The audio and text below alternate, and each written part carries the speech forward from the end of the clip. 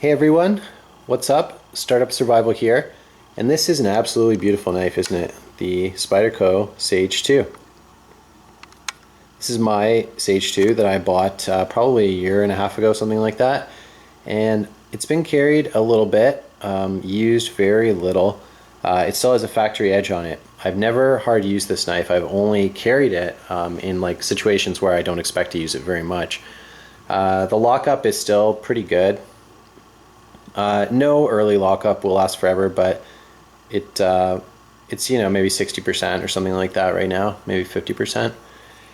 And it's been a good knife. I really do like the design. I think it's beautiful and all that good stuff. But honestly, I have other knives that I would rather carry these days, And I think it's a good time to let this knife go to somebody who's going to appreciate it and carry it and use it or do whatever they want with it. So it's for sale. It's $125 US shipped. It has the original box with it. And yeah, like I said, it's about a year and a half old, good condition. Yeah, I'll let you see the titanium handle again really close. There's some, use marks on there for sure. It's not a brand new knife, but it's in very, very good condition. So $125 shipped, Canada or continental US. Let me just show you what I have been carrying these days, because this is kind of an update video. I would say my first choice these days, to be honest with you, is probably the 940 Osborne. This is a great knife, and it's very expensive, more than this knife actually, but I would compare these two knives. And why do I prefer this knife over the Sage 2? Good question. I think it's just the slimness, honestly. It's nothing more than that. Slimness and the locking mechanism for sure. I love the axis lock. It's very cool. But why I love the slimness is this is like a huge long knife, honestly, bigger than that one for sure. And it's such a thin package to carry in your pocket, Good knife, good knife. So that's probably my primary these days. And keep in mind that I work in an office, so a smaller knife usually is the way to go for me. I was carrying this one a lot, the Benchmade Sequel, a while ago. I don't know what I did to the handle there. One word to the wise, do not put anodized aluminum handles through the dishwasher. I don't know if anybody else has had this experience, but I found that it really, on especially Benchmade's, it really changes the finish. And it also, a Code 4 that I have, not in hand right now, it really changed the finish of the handle. So not recommended. But anyways, this is a great little knife too. Overpriced as hell for what it is, but it's a cool little knife. What else have I been carrying? I've carried the Voyager, the medium Voyager actually a little bit. You know what's funny is I didn't want to carry this knife because the handle was so rough, and I just kind of left it in a box. And then one day I got it out and I got the idea to jam my Leatherman under there, the flathead, and I just pried the pocket clip a little and created a little bit of open area under there. Not too much, and some people would probably say, hey man, that's a lot, but I'm not that scared about losing this knife. And anyways, now I'm carrying it more because it's easier to get in and out of the pocket. I don't want to make like a half-day project out of modifying a knife. That was a nice quick solution for sure. So I've been carrying smaller knives like that. Of course, I love the Delica, but you know what? I do not carry this that often anymore because of the color. It's funny, but when we first start collecting knives, I think it's fun to try different colors and stuff like that. Beautiful knife, but I think most people who carry knives don't want to carry a knife that screams to everyone, hey, this guy's got a knife on him. I personally like something a little more discreet. This still works because it's like a dark, sort of matte finish kind of color. It's not going to scream knife like this would. So I don't know. I just don't carry bright knives anymore. That's about it. But on a weekend or something, absolutely. Mini grip. Check this out. This is a perfect EDC knife. OD green handle and the black coated DLC blade, and just a nice little knife, 154 cm.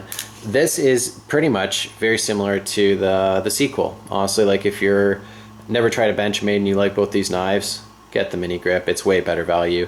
You get the exact same performance, same blade steel, same size overall. The only thing is that the handle is plastic, which some people don't like, but I like the handles of the Griptilians, especially the mini grip. It has this really fine texturing on the I don't know what you call that, but like a stamped in molded traction. and it's quite effective actually, whereas the full-size grip, which I don't have anymore, was a little less tightly processed there, and it just wasn't as good. But yeah, I love the mini grip, good little EDC knife. And you know what else I've been doing lately is just carrying a Huntsman once in a while. If I wear a pair of jeans or something like that, and I just stick that in the back pocket, with the blade closed of course, it actually carries really nicely. So I like that. It's got the saw as well, and there's scissors on here somewhere. Yeah, nice scissors, and all the other cool stuff that Swiss Army knives have. And it's non-tactical, you know. It's nice to carry something like that once in a while, and it can do a lot more than any of these knives, honestly. Okay, so what else would I be carrying these days? Maybe on a weekend, something crazy like a Recon one. I carried this the other day, I think yesterday, and it's a really fun knife to play with. You got to say that the cold steel knives are pretty cool. If you've never tried one, absolutely try a cold steel knife. I think you will like it very much. And yeah, maybe a large Voyager once in a while. I still think that's a beautiful knife, so smooth. It's like an Endura on steroids with kind of an inferior steel, but I don't know, great knife overall. What else? Oh, check this out. American Lawman. I took the coating off, and it's funny, people make these videos with paint stripper and all these like elaborate processes that take like over an hour to get the finish off. What I did was I honestly just chipped it off with what was it I used, like a screwdriver or something like that, or yeah, some sort of a tool. I just scraped it off, and I used sandpaper to do the rest, and I actually kind of polished it. So I think it looks pretty good as a finished product. Backspacer's still black, but who cares? I think a lot of people would agree that this is a much nicer looking knife with that finish off. I just think it looks so much classier, and yeah, it's a great knife actually, American Lawman. Okay, last couple knives. I think I have a few more, but I'm not carrying them. I'm only showing you the stuff that I would carry. You know what? Last knife. I would carry this still, the Spyderco Paramilitary 2. Anytime I see this knife, I always appreciate it, and great design. And I have another one somewhere, but it's lost at the moment, if you can believe that. It's a black on black. I've shown it in videos before. I could not tell you where that knife is now to save my life, but I'm sure it's here somewhere. And yeah, we'll call that an end to the video. But back to the original point, Spyderco Sage 2 for sale, $125 shipped, continental US and Canada. Thank you for watching. Bye.